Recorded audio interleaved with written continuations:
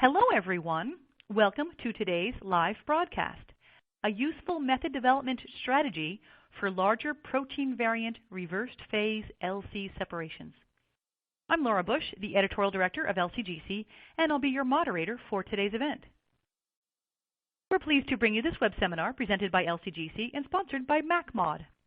A company should be able to condense its mission statement into a simple phrase. MacMod's mission statement is smarter chromatography. But you may ask, just what does smarter chromatography mean? It means that when they make a recommendation to you about an HPLC or UHPLC product, it's to partner with you to offer innovative solutions for your complex problems. They use advanced, state-of-the-art analytical software to match their product portfolio with your separation needs. They leverage their 30-plus years of experience in the LC column business, their technical expertise, and their manufacturing network to help you solve your toughest application problems. MacMod provides up-to-date and accurate technical catalogs and reports from industry-leading separation scientists to keep you informed of new technologies. To learn more, please visit them on the web at macmod.com. Before we get started today, we have a few housekeeping announcements. First, the webcast is designed to be interactive, so we encourage you to ask questions. You can submit questions at any time by typing them in the Q&A box, which you can find on the right-hand side of your screen. You can enlarge the slide window by clicking on the small green icon in the upper right-hand corner of your window, or by hovering your mouse over the lower right-hand corner and dragging the window to the desired size. The slides will advance automatically during the webcast. And if you have any technical problems viewing or hearing today's presentation, please click on the question mark Help widget in the dock at the bottom of your window. Before we introduce today's speaker, I'd like to ask all of you in the audience to participate in a brief polling question. Please click directly on the screen to enter your answers. So here's the question. From which manufacturer do you currently purchase your columns for biotherapeutic separations? Waters, Agilent, Phenomenex, Toso Bioscience, Merck Millipore, Thermo Fisher Scientific, or MacMod Analytical? So once again, click directly on the screen to enter your answers. And here's that question again. From which manufacturer do you currently purchase your columns for biotherapeutic separations? Waters, Agilent, Phenomenex, Toso Bioscience, Merck Millipore, Thermo Fisher Scientific, or MacMod Analytical? Well, thank you all very much for taking that polling question. I would now like to introduce today's speaker. We're very pleased to be joined today by Dr. Barry Boyes. Dr. Barry Boyes is the Vice President of R&D at Advanced Materials Technologies, or AMT, in Wilmington, Delaware. Barry completed his BSc in Biochemistry at the University of Alberta and his PhD in Neuroscience at the University of British Columbia. Barry worked at DuPont Central Research, then Rockland Technologies, developing a variety of products and technologies for biomolecule separations. HP acquired Rockland Technologies in 1997, which later became part of Agilent Technologies. At HP and Agilent, Barry served in a variety of roles in R&D and product development. In 2006, he moved to Smiths Detection, where he worked on developing and commercializing field-ready biothreat detectors. A few years later, Barry returned to developing separations technologies at AMT, using the new superficially porous particles pioneered by Jack Kirkland. Barry has published widely and was an adjunct professor of chemistry at the University of Georgia. Currently, he continues to conduct collaborative research on protein modification analysis and CNS disease investigations, and to teach proteomics and separation sciences at the university. Barry, thank you for joining us today. Please go ahead and get us started. Well, thank you, Laura, and I'd like to thank everybody taking time to attend today's webcast. The topic today is protein separations using large pore superficially porous particles, and I will hopefully relay some useful information on how to separate some of the more challenging protein variants you might encounter. As mentioned in the title, today we'll be predominantly concerned with the use of superficially porous particle technology. This is an HPLC technology that has been around for quite some time. In the slide in front of you, you'll note that this is an abstract from a patent filing actually a little bit more than 50 years ago, from the DuPont company here in Wilmington, Delaware, filed in 1967. And the reason why I have this up is to show the essential conceptual features of a superficially porous particle that was intended to be used for what was then the very early days of HPLC separations. And you can see in the cartoon on the left-hand side of this panel a collection of small spherical silica microparticulates forming a spherical particle surrounding an impermeant core of solid silica. This is essentially what defines a superficially porous particle.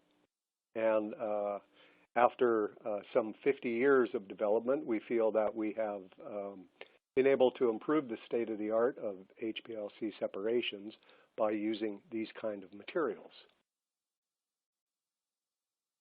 In the next slide, you'll see a jump of 40 years from 1967 to 2006, where the first examples of what I would refer to as the current generation of superficially porous particles first became commercially available. In this case, this was a material that was commercialized by Advanced Materials Technology in around the 2006 timeframe. And you can see on the left-hand side of this slide something that very much resembles the previous slide, that is a conceptual depiction of a superficially porous particle, in this case with a 2.7 micron particle diameter, a 1.7 micron impermeant silica core surrounded by a silica porous shell of material, in this case with a 90 angstrom pore size. On the right-hand side of this slide, you can see what was then a cross-section transmission electron micrograph example showing that the cartoon and the reality of these materials now match. It took a while to learn how to make these correctly. In this case, you can see in the transmission electron micrograph a solid core of silica surrounded by a fuzzy-looking porous shell of microparticulate silica, having a 90 angstrom pore size available to it. So this supplies the surface area on which liquid chromatography separations can be effectively conducted. Solid core, which is impermeant to the mobile phase, essentially acts as a carrier and a means to control the manufacture of these particles. The desirable characteristics for this material, which rapidly became adopted, particularly for small molecules, was that it essentially allowed very high efficiency separations, but at a lower back pressure than could be obtained with much smaller particles. This reduced the need for specialized HPLC equipment that would go to very high pressures, but also had a number of practical advantages in terms of day-to-day use of HPLC in the lab. That is, the somewhat larger particle relative to a sub-2 micron, very small particulate silica, meant that we could use larger frits, and that this made for an easier handling of samples that might have particulate impurities in them. But really the driver here was that very high resolution could be maintained at high flow rates, and the net effect was a state-of-the-art separation technique that could be used with increasingly high throughput applications. So this became rapidly adopted for small molecule separations. It then became our objective to develop technology that would permit us to transition this technology to larger molecules, things that could be used for peptide and then later protein separations. The slide in front of you shows our initial proof statements that such high efficiency columns and packing materials could be obtained appropriate for the use for peptide separations. On the left-hand panel is a comparison of the so-called Van Diemter plot, in this case using the Knox equation to describe it, but as with the Van Diemter plot, shows the relationship between column efficiency on the vertical axis and mobile phase linear velocity on the x-axis.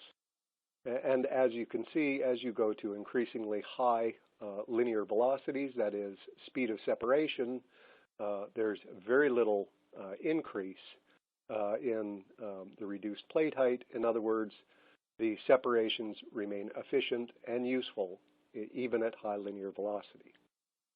Now, this example on the left is with a small molecule analyte, that is chloronitrobenzene. On the right-hand side, you see examples with peptide separations, comparing what was then our new 160 angstrom pore size material and the 90 angstrom pore size material that I showed you in the previous slide. And you can see with a relatively small peptide, leucine and kephalin, 5 amino acid residues, that you also obtain a flat, shallow relationship as you increase the linear velocity of the separation, but that as you use that same material or use these materials for a larger peptide separation, that there is with the 90 angstrom pore size a rapid increase in the plate height. That is, column efficiency is lost pretty quickly as the mobile phase velocity is increased, and this is much less so the case with the 160 angstrom pore size material. In other words, this was the first formal proof that we had that with superficially porous particles, that pore size needed to be appropriately matched to the molecular weight of the analyte of interest.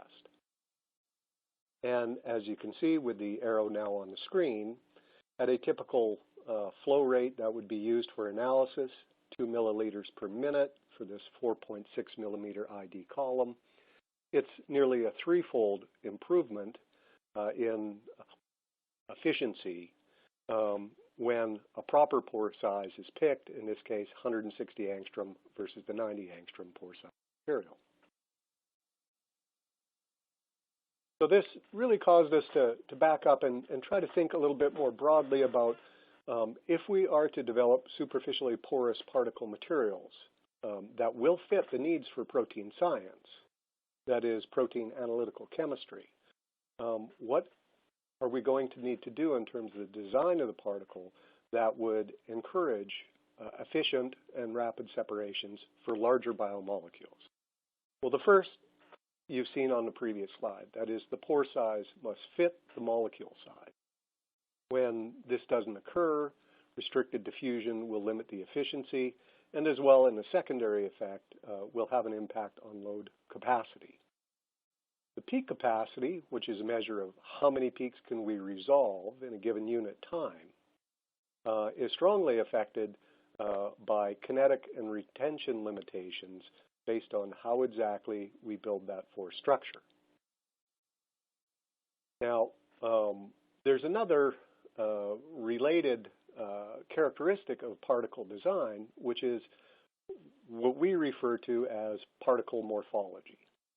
And what that really means is those relationships in superficially porous particles that define the size of the impermeant core, that is that silica piece in the middle, the thickness of the shell that surrounds that impermeant silica, and the pore size. So you can see very quickly that the geometry relationships here are interrelated in terms of the surface area that would allow a useful interactive element for a chromatographic separation. And that we have these specific relationships between the net volume of the particle, defined by its radius, as well as the radius of that internal impermeant core. So these particle morphologies must be optimized in a way that determines the shell thickness and therefore the diffusion path of a molecule into and out of that useful interactive surface in the superficially porous core. As well, we need to make the particles of the right size, and as we make those particles, we want to, as much as possible, reduce the particle size distribution, because that's a fundamental determinant of the efficiency of a chromatographic column. Now, as we do this, of course, we must also get the surface area correct. In the examples I'll be talking about today, we're going to focus a lot on reverse phase separations. And for reverse phase separations, fortunately, we know quite a lot about organosilane chemistry using these silica particles, and we want to optimize the organosilane chemistry in order to obtain separations that are useful for proteins and for peptides. So, what we're going to talk about over the next number of slides is the use of increasingly large pore, superficially porous particles, and we're also going to talk about surface chemistry options. A very few years ago, that is about 3 or 4 years ago, we commercialized the first of the materials that we specifically designed for conducting protein separations. These were the superficially porous wide pore particles, in this case 400 angstrom pore size halo silica materials. And you can see on the left-hand side a cartoon showing a 3-micron impermeant silica solid core with a 0.2 micron superficially porous shell. In this case, that shell has 400 angstroms, and we felt that at that time that was a sufficient pore size to conduct most of the protein separations of interest. We'll talk a little bit more about that specific issue in a few moments. Nevertheless, we were able to successfully produce these materials in commercial quantities after considerable effort to learn essentially the process technologies necessary to do so. And you can see the proof of the ability to make these on the right-hand panel, which in this case is a scanning electron micrograph of the exterior surface of these 400 angstrom pore size superficially porous particles, and a cut through the particle using a fast ion bombardment shearing of the particle to cut through it, show the impermeant silica core in the middle, and you can see, even at this magnification, the presence of the 400 angstrom porous structure surrounding it. Now, this was not a material that we came at through sort of random experimentation. There is some theory that we have developed to support what would be the best properties for particular sizes of proteins. It is a complex relationship, but what we found is that even with larger proteins, monoclonal antibodies and larger than that, that this was an effective material. We also, at that time, looked at the compromise and diffusion path. You'll note this is a fairly narrow shell, that is 0.2 micron in thickness, and the effect that shell thickness would have on high molecular weight molecule separations. For those who are interested, there's further details in the reference that's attached at the bottom of the slide from the Journal of Chromatography. Now, in practical terms, for separations that we felt would be useful, we looked at separations of monoclonal antibodies plus structures derived from monoclonal antibodies. In this case, an IDES digest, which fragments the IgG very near the FAB, the classical FAB cleavage site for papain, but does so in a very highly controllable fashion. So what we end up with when we use IDES to fragment IgG, in this case in IgG1, is dependent on whether or not we use sulfhydryl reducing agent, that is DTT. And shown in the top chromatogram is the separation when we do that digestion in the presence of DTT versus in the absence of DTT. In other words, reduced and non-reduced fragment separations of the IDES IDES digests. In the middle is the mass spectral data that we collected online with these chromatographic separations to allow us to define the polypeptide characteristics from such a digest. In this case, the separation is carried out with the 400 angstrom protein C4 using typical gradient reverse phase conditions. As with many of the examples that I'll be showing you, it is at a relatively high column temperature, in this case 80 degrees C, using both UV and mass spectral detection in series.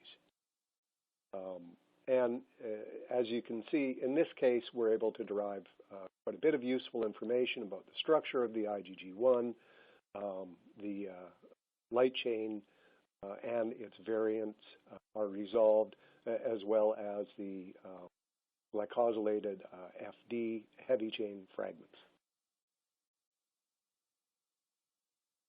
Another example showing utility of this 400 angstrom pore size material for heavy and light chain separations, in this case an IgG1 which has been reduced and alkylated, and looking at the both the mass spectral and UV signals for this heavy and light chain IgG separation. And on the right-hand side, you can see, in this case, trastuzumab and resolution of the heavy and light chains. We can, of course, grab the online mass spectral data at the same time and look at the heavy chain fragment glycosylation structures when deconvoluting that mass spectral data. On the right-hand side, we've shown an example with an antibody-drug conjugate, in this case using chemistry that's directed at the cysteine residues in both the heavy and light chain. And you can see the resolution of the derivatized light chain forms, that is L1 with a single sulfhydryl residue modified, and the heavy chain variants with 1, 2, and 3 sites of modification for the heavy chain structure with that sulfhydryl directed antibody drug conjugate. Now, most recently, our technology has evolved to the 1,000 angstrom superficially porous particle material. In this case, on the right-hand side, or on the left-hand side of the slide, you'll see the cartoon depiction of a 1,000 angstrom pore size material, again 2.7 micron particle diameters with a 1.7 micron solid silica core. In this case, the material now has a thicker superficially porous shell, half micron in thickness, and with 1,000 angstrom pores that are formed. In the middle panel, you'll see the surface of such a particle in the scanning electron micrograph, and on the extreme right-hand side, a section using the Fib scanning electron micrograph to show the impermeant silica core, as well as the 1,000 angstrom porous shell that surrounds that impermeant core. Now, in this case, the surface area is a little bit higher than we saw with the 400 angstrom pore size material, and this is a material that has, from the ground up, been designed for larger protein separations. Now, the initial chemistry for this material, when it was made commercially available last year, was with a C4 bonded phase that's fully end-capped and shows very reasonable high temperature stability under low pH conditions. The reason for the 1,000 angstrom pore size material can be described based on both theory and work that we have done at Advanced Materials Technology to try to close the gap between the theory of what one would like to build for a particle versus what one can realistically build from silica materials at this point in time. And I put this slide up to try to address the question of why do we need such large pores with these silica materials in order to effect useful protein separations. And the defining characteristic here is the diffusion coefficient of very large molecules, both within a restricted environment, that is the pore of a separation material, versus what one sees for diffusion characteristics in free solution. In this case, referred to as bulk liquid. Now, this complicated relationship has some simplification shown in this plot on this slide, where on the vertical axis we have a composite variable which is best understood as being proportional or inversely proportional to the diffusion coefficient that one experiences within a porous environment, that is, within an enclosed space. So this diffusion coefficient within the pore is roughly scaling with column efficiency. On the x-axis, we have a complex term which essentially reduces to the radius of the molecular dimensions of an analyte within or diffusing in the mobile phase versus within that enclosed porous space.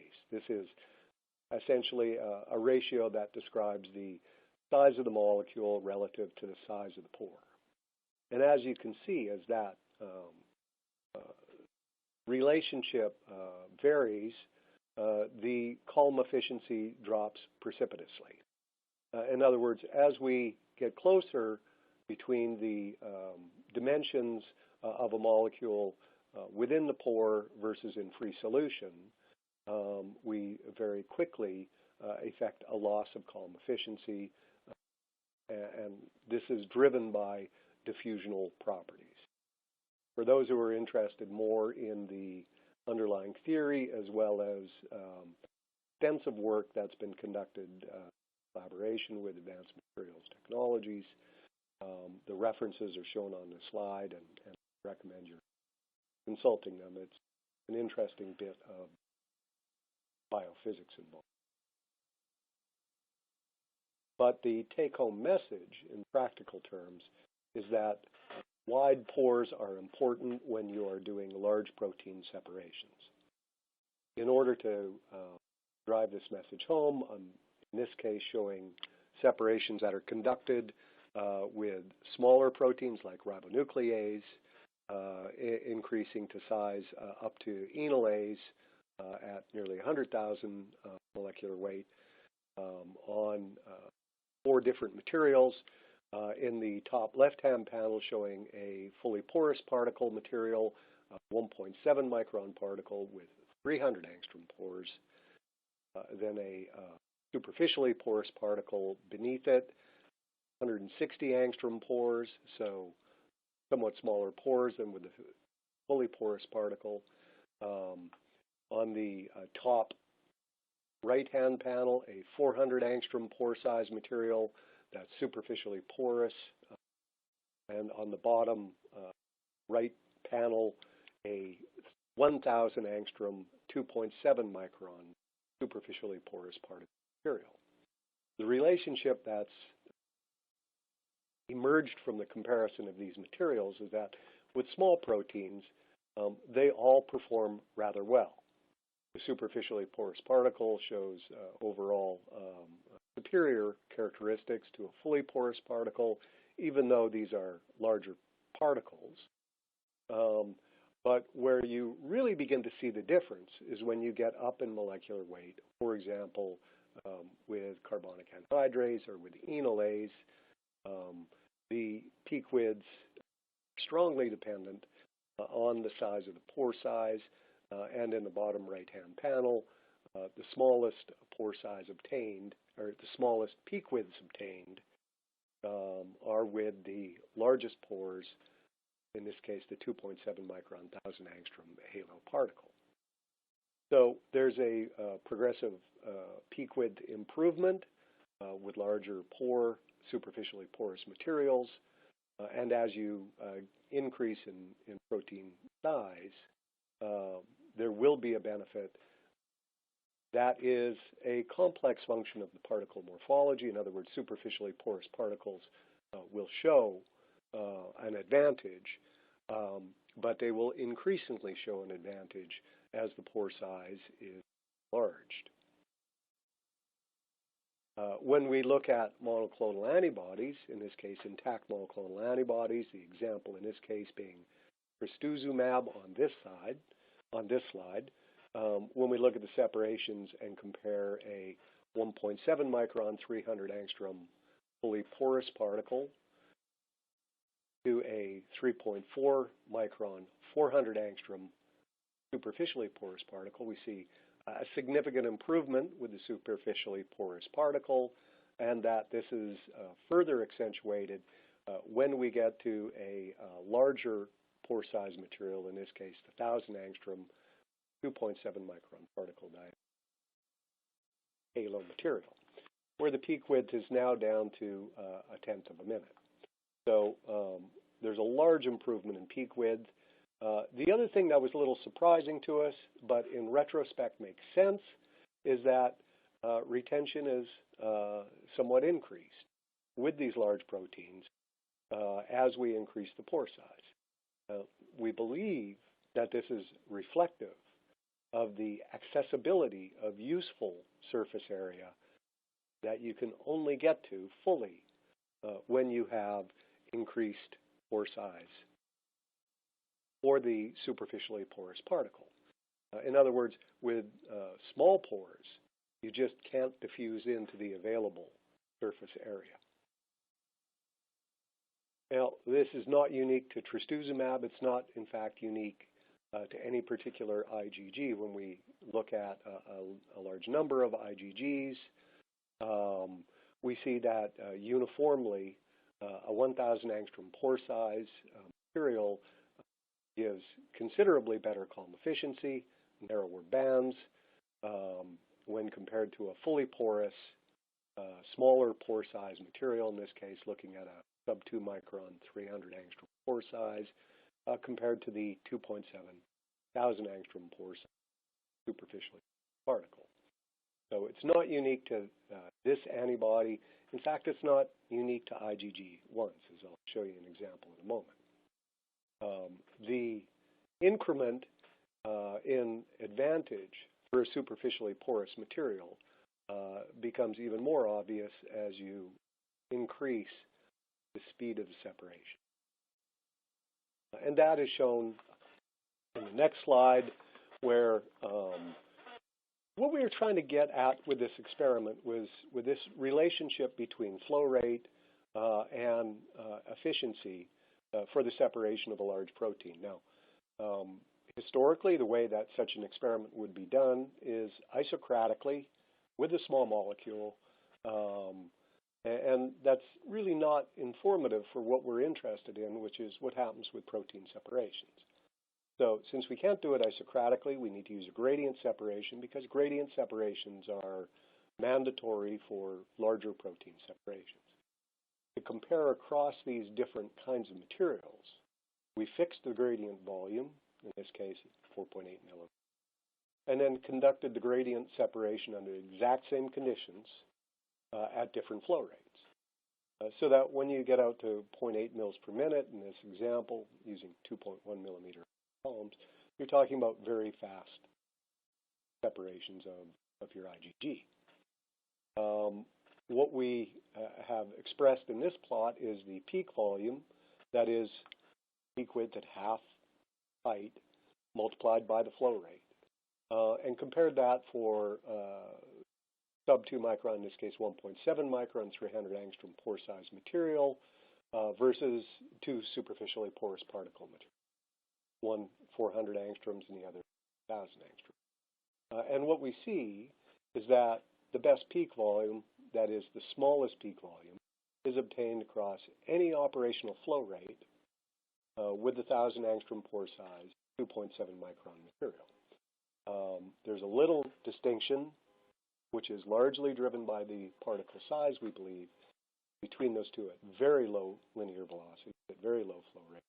But for useful practical flow rates between 0.2 and 0.75 mils per minute, the best place to be is with a superficially porous particle where the effective peak volume is considerably reduced. This reflects the mass transfer that allows a protein molecule to diffuse in and out of the superficially porous structure. So this is very much in fitting with what we believe the correct way of looking at protein separation. And again, this effect is not limited to a particular monoclonal antibody. We see it with several monoclonal antibodies. Now, this is only useful if you can load enough material on the chromatographic material to do analytical chemistry. That is, to put enough sample on a superficially porous particle in order to, for example, allow you to look at low abundance variants of your protein structure or modifications of that structure. So we did a similar experiment comparing different chromatographic materials with increasing load of the monoclonal antibody and looked at, in this case, peak width at half height, so reflective of column efficiency. And the results are that for larger molecules like IgGs, large pore, superficially porous particles well tolerate larger sample masses. In other words, the amount you're putting on the column, and that they overload slower, overload less compared to either fully porous particles with smaller pores, or in our case, looking at, in the case of an IgG, even less than the 400 angstrom 3.4 micron material. And we believe that that reflects, again, the effective surface area available for interaction of these enlarged pore size, small pore silica materials, large pore, superficially porous silica materials. And we find that we can load realistically up to 20 or 50 micrograms on column for a 2.1 by 150 millimeter long column before we get into serious overload. And this allows quantification of minor variants for an IgG, or for any larger protein. Now, that puts us in a place where we feel we have built an appropriate physical structure for conducting reverse phase separations, and has brought us to another issue that is important, which is under which conditions, or under what conditions, should we best conduct such separations? Now, this is a pretty limited set of conditions we can apply for doing reverse phase protein separations. And it's specific. We have learned collectively as a community that such analytical work is best conducted at low pH. Typically, with elevated column temperature, we want to have UV transparent mobile phase modifiers that will allow us to use useful electrospray ionization mass spectral detection. And it is a requirement that we want to have high recovery of all the proteins that we put on column, not just the one we might have of interest, or we will progressively foul the column and change the chromatography. So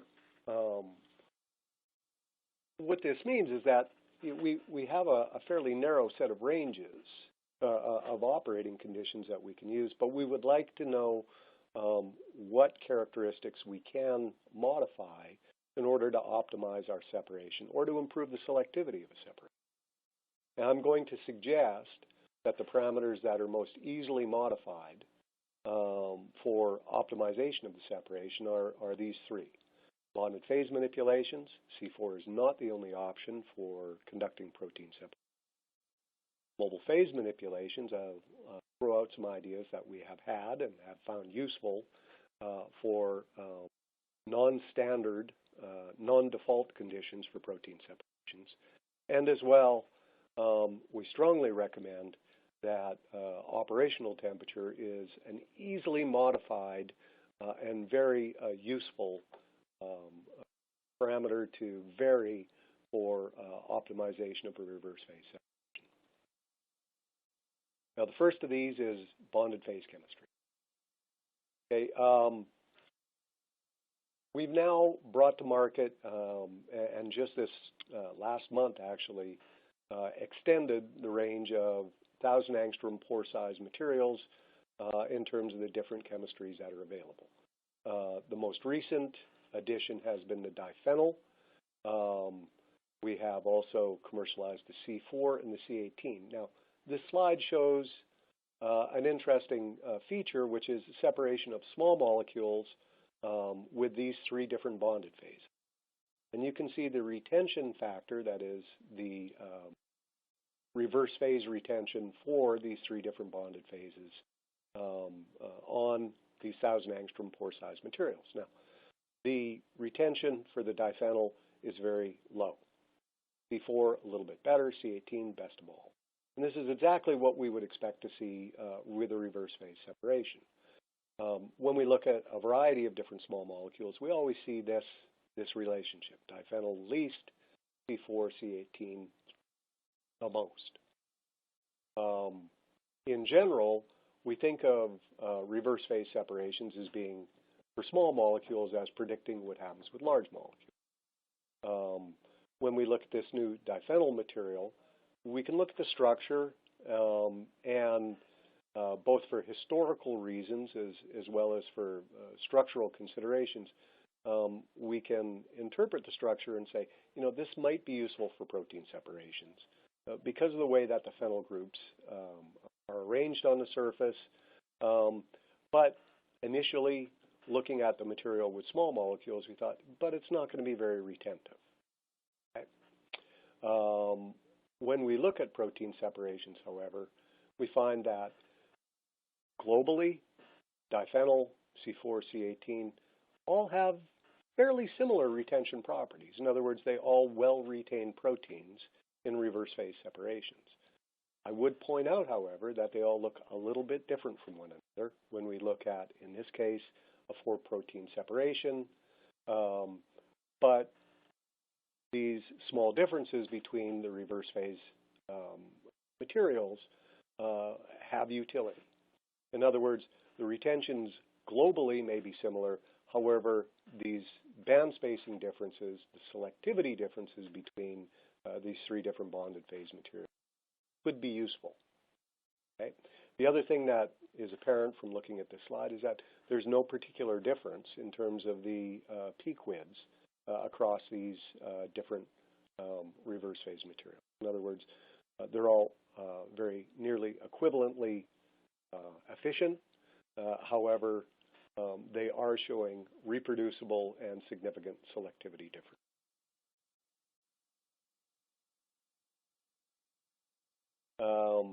All of these, just as an aside, are also found to be similarly stable under acidic conditions, so they're all usable under typical protein gradient reverse phase analyses.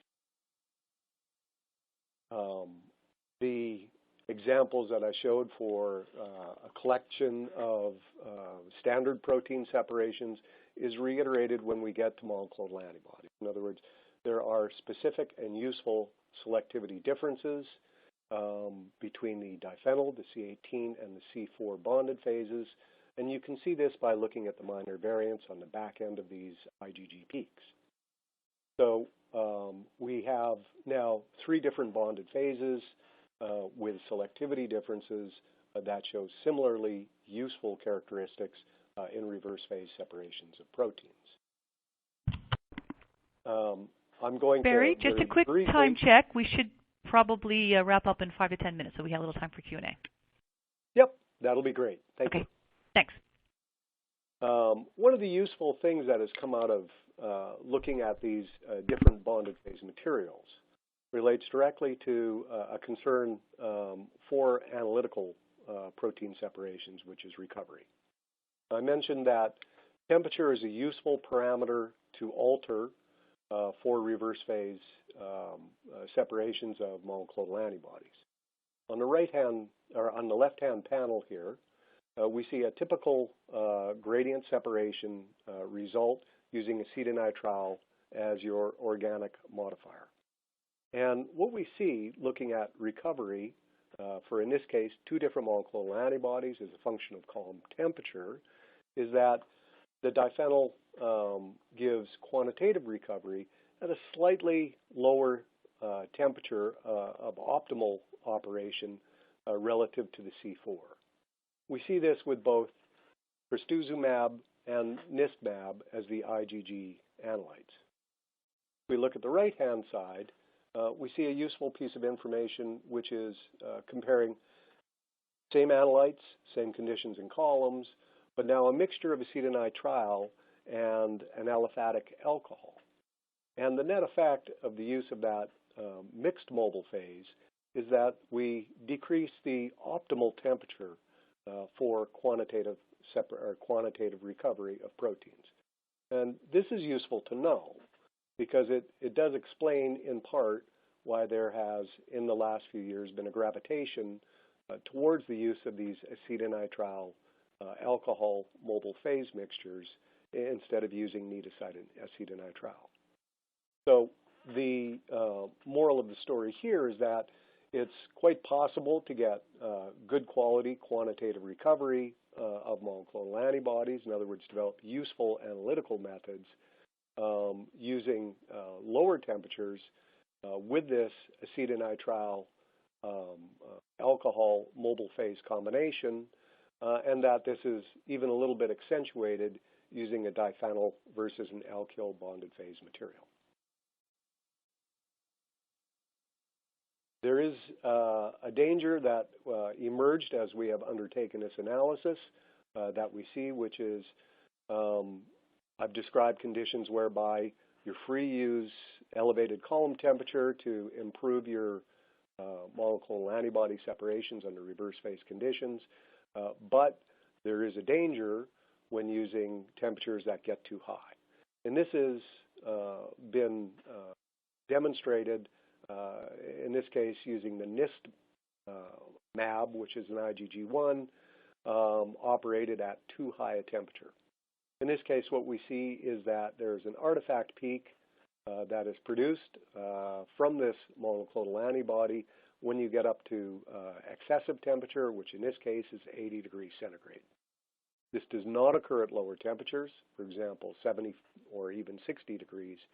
So although we strongly recommend using elevated temperature, it is important for any monoclonal antibody to assess the effects of elevated temperature on the possible generation of artifact peaks. In this case, the peak that has the asterisk over top of it is not a real protein structure. It's an artifact derived from the main peak that immediately follows that asterisk located peak. And it is independent of which bonded phase material you use.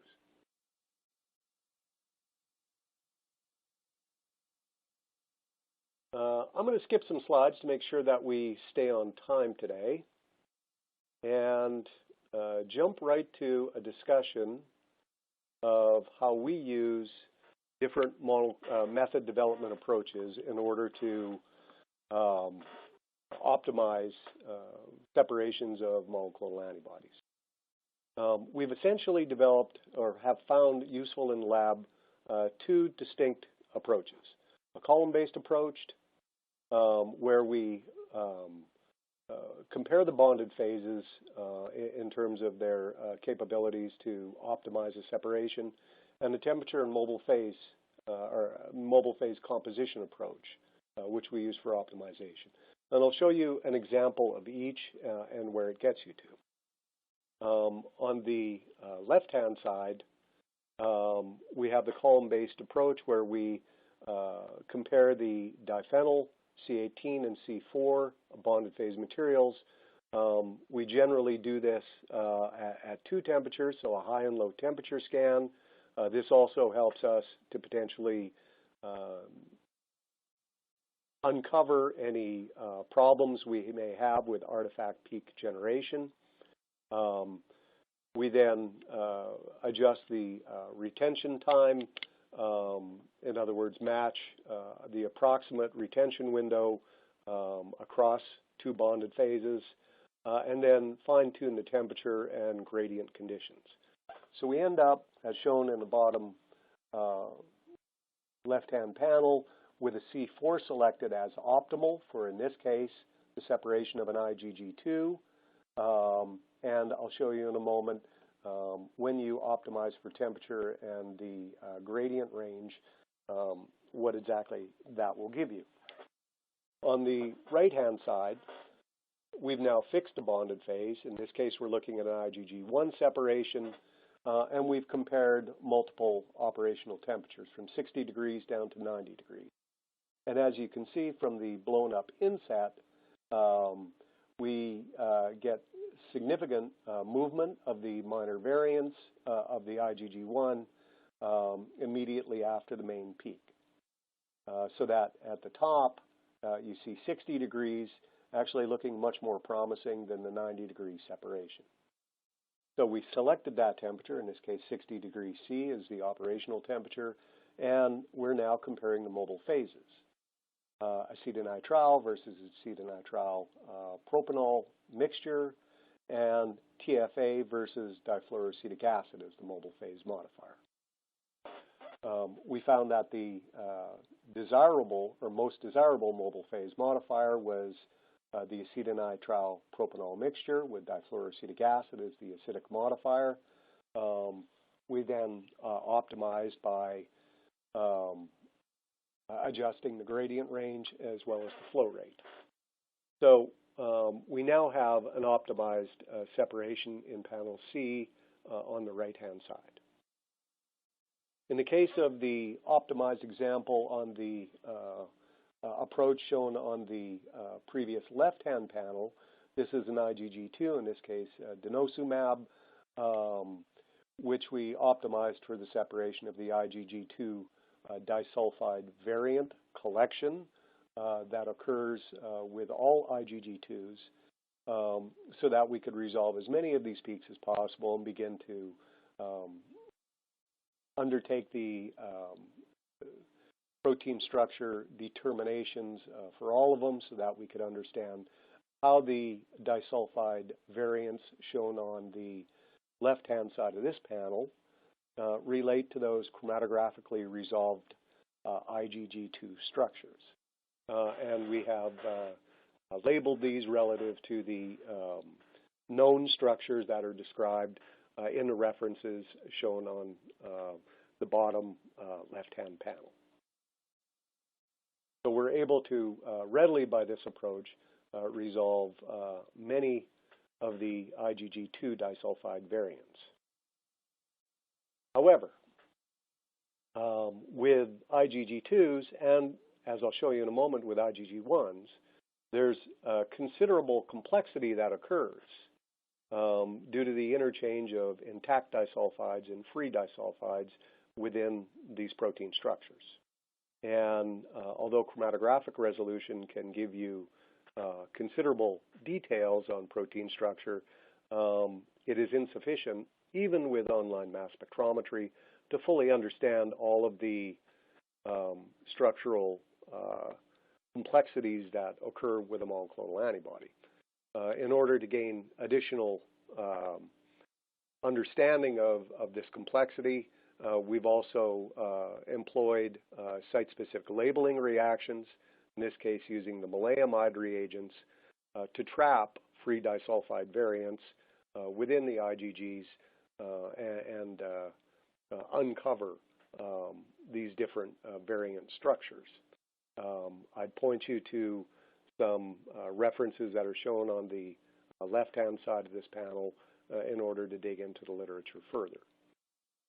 The example shown in this slide is with an IgG1, in this case, trastuzumab.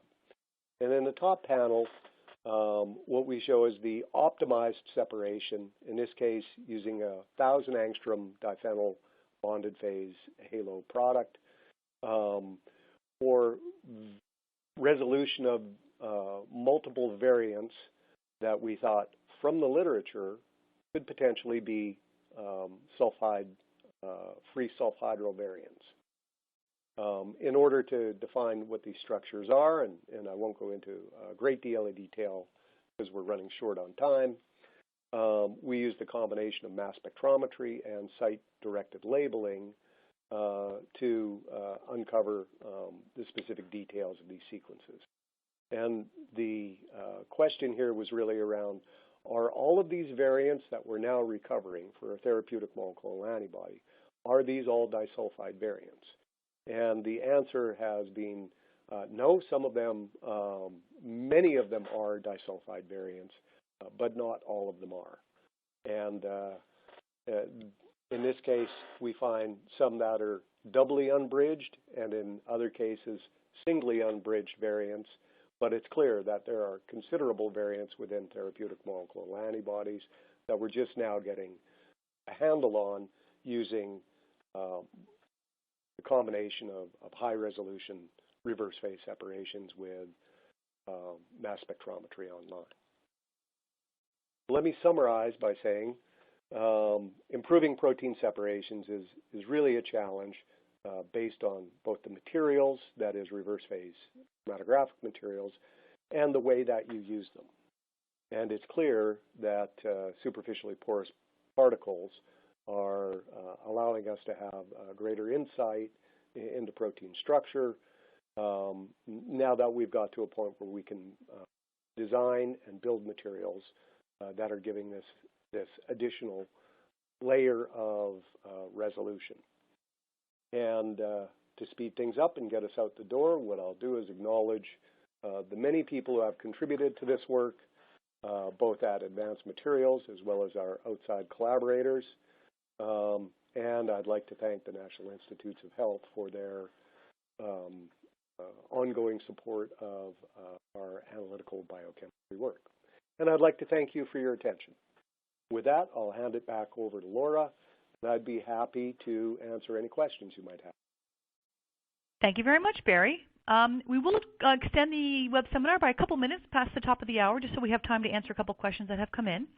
But very briefly, before we do that, we'd like to ask all of you to participate in one last quick polling question, which is now on your screen, and you can click directly on your screen to submit your answers. And the question is, would you be interested in a personal consultation for the development of your biotherapeutic method using the new Halo BioClass 1000 angstrom columns? Yes or no?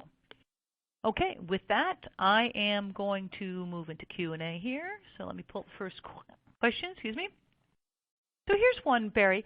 How do you know if a peak observed in elevated temperature is an artifact and not a real peak that is better separated at higher temperature? Right. So the way that we've done that is really twofold. The first is we collect the peak. We then re-inject it and see whether or not the retention time matches.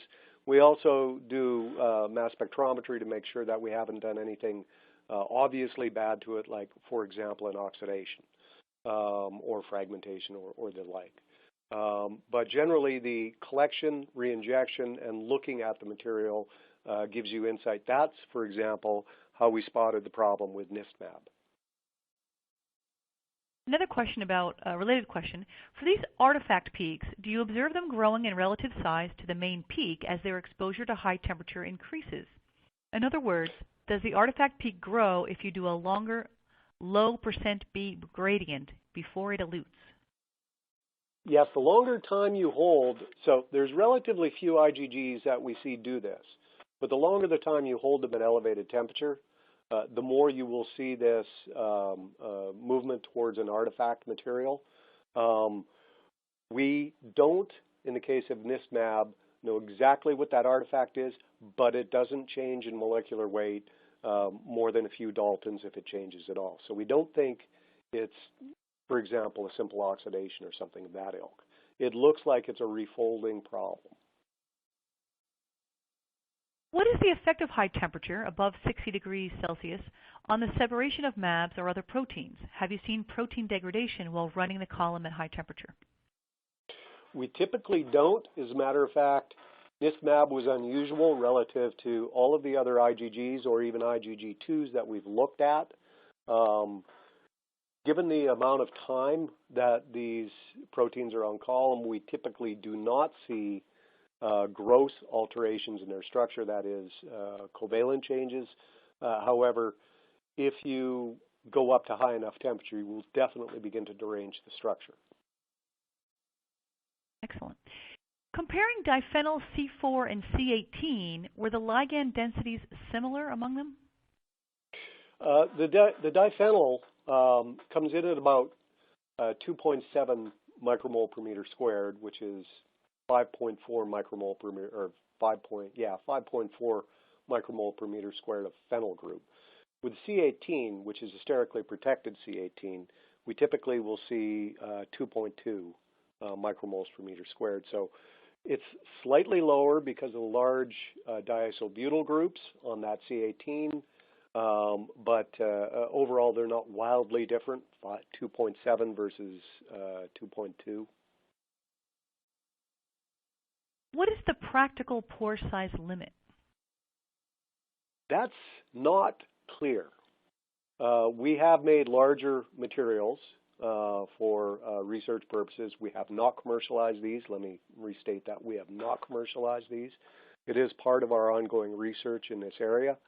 It is a challenging thing to do, and to date, there's no materials which have been commercially prepared which have larger pores in this kind of morphology. Great. Well, I think that we're now a little bit past the hour. We should wrap up. If we didn't answer your question, we'll follow up after the event. Barry, thank you for your talk today and for answering those questions. Okay. Thank you, Laura, and it's been a pleasure. And I want to thank everyone in the audience for attending and participating in today's event. I would also like to thank our sponsor, MacMod, for making today's webcast possible. You'll receive an email from LCGC alerting you when this webcast is available for replay. We invite you to forward that announcement to your colleagues who might have missed today's live event. We look forward to seeing you all next time. Goodbye.